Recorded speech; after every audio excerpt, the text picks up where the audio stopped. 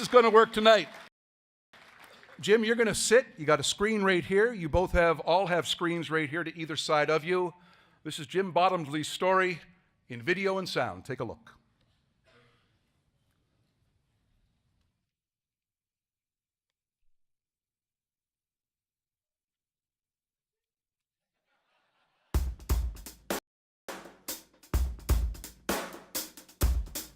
Bottomley left the Halifax Mooseheads as an assistant coach because of his passion for Junior A hockey in Halifax. I look around at some of these guys that went through our program that are good citizens now and good people in the community. I didn't want to see that die. If you were somebody playing junior hockey in Nova Scotia during those days, you were probably crossing paths with Jim, and to know how many people have crossed paths with him or been coached by him is pretty astounding. And for somebody to dedicate that much time to junior hockey and be that successful in doing so is pretty remarkable. When I met Jim, you know, and the rest of the rookies my year, we were just old boys, and he kind of helped us transform into young men. He's working with young teenagers, and his most important quality is treating them like grown men and building a team and expecting them to be responsible. And with that comes, you know, the teaching points of hockey, but the teaching points of life as well. Jim Bottomley coached Junior A hockey for over 30 years. He's a two-time winner of the Coach of the Year award from Hockey Nova Scotia, and he is the winningest coach in Maritime Junior A Hockey League history with 10 championships. I would say passionate's a pretty good word. I mean, I don't know if everybody knows this, but Jimbo remortgaged his house to save the team 1 year. So, I mean, if that's not passionate, I don't know what is. We got a great sponsor with Olin Breweries, and it's things like this. We got to do a number of off-ice fundraisers in order to operate the hockey club. We always put a winning hockey club on the ice, and that goes with the winning tradition with Olin's Breweries. Everyone that knows Jimbo knows that he can say the right things and do the right things to draw the crowds in. I mean, Bill O'Reilly, who was a coach for Amherst, Danny Barry, who coached in Antigonish, they had this big rivalry with Jimbo, but they were really, what people didn't really know is they were friends off the ice. So they put on a show, yelling at each other, swearing at each other from across the ice, and then they'd end up having a beer together after the game. But it was just to draw the fans in. Jim coached the Halifax Lions and was the GM and coach for the Bridgewater Lumberjacks and the Amherst Ramblers. In 2002, he coached the first and only Nova Scotian team to win a national title, the Halifax Olin Exports. The 5 teams contending for the Royal Bank Cup are the Rayside Balfour Sabercats of Ontario, Chilliwack Chiefs from BC, OCN Blizzard from the PA, Manitoba, Ottawa Senators, and the host Halifax Olin Exports. Finding out 2 years out that you're hosting a national championship, something that you've tried to accomplish as a coach for so long, he was very determined.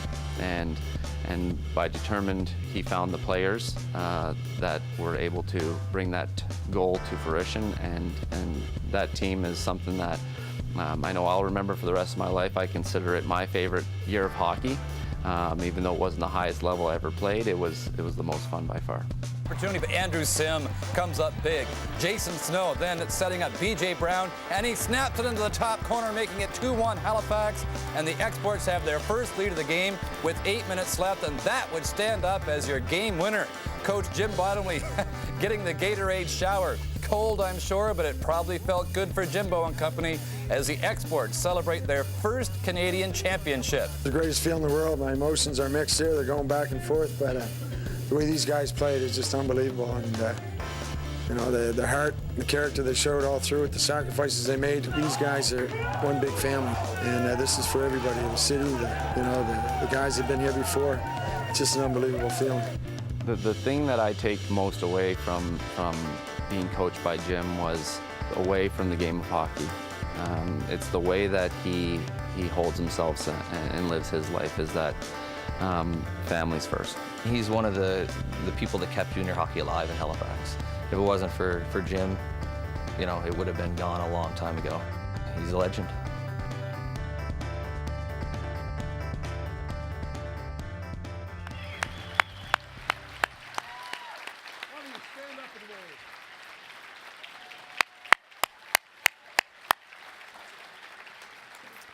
All right, to present the plaque to Jim Bottomley, Chris Conrad, the corporate sales manager at Scotiabank Centre, and to present the pin, a coaching rival for many years, and a 1998 athlete inductee into the Hall, Mr. Bill Riley.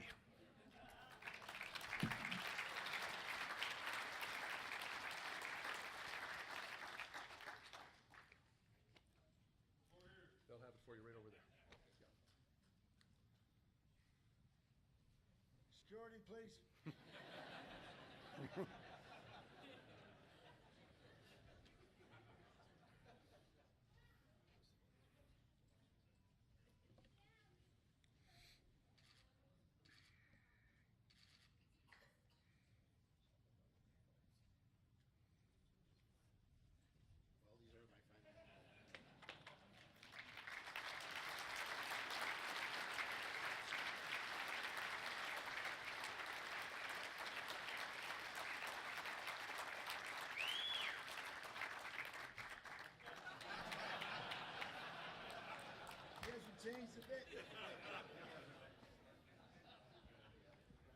Come on over for a little chat here. Yeah, have a drink, have a drink. Yeah. You mean water? Yeah. Okay. Congratulations. This is really neat. Tell me more about, they hinted at this in the video, and you guys kind of hinted at it right there, how you, and especially Forby and Bill and Danny Barry, would kind of stir it up a bit to just make sure that some crowds got some interest.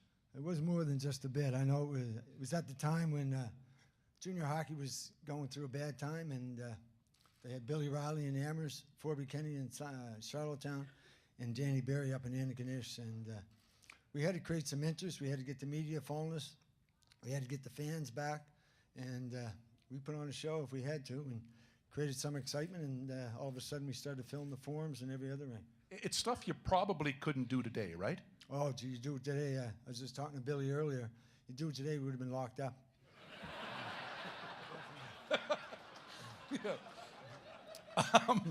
How do you explain what really is a lifelong devotion to hockey, yes, but to this level of junior hockey? Well, you know, hockey's been a big part of my life all the time, and got involved in junior hockey right out of after playing with Dalhousie, and started winning. I liked winning, and it just carried on from there. And Hockey Nova Scotia was very, very good to me, especially Mr. Manton, who gave me an opportunity to get involved with Program of Excellence, and gave me a chance to move up my levels, sent me to Calgary, myself and Danny Flynn, and it's been going good ever since. Yeah, how do you explain, Jim, your devotion to young men who obviously, they're back there tonight, they love you to this day. Clearly it goes both ways. I feel like they're just my family. Those guys, they gave everything they had for me every game, and we stuck together.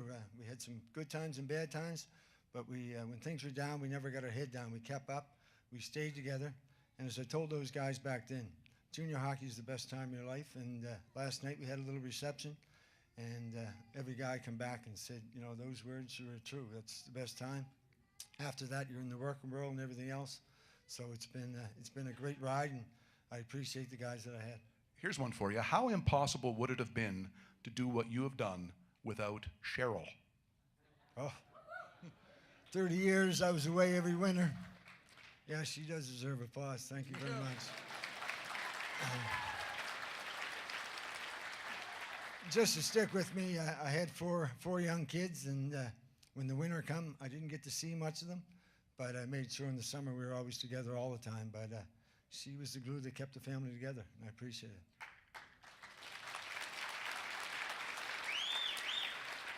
I know you were excited about the new shoe purchase today, but did you see Bill's shoes? No, I don't want to look down when Bill's around. He might cold cock you. Jeez, you got to keep your eye open then all the time. I hear you. Listen, good advice to end on. Here's your newest inductee, the great Jim Bottomley, ladies and gentlemen.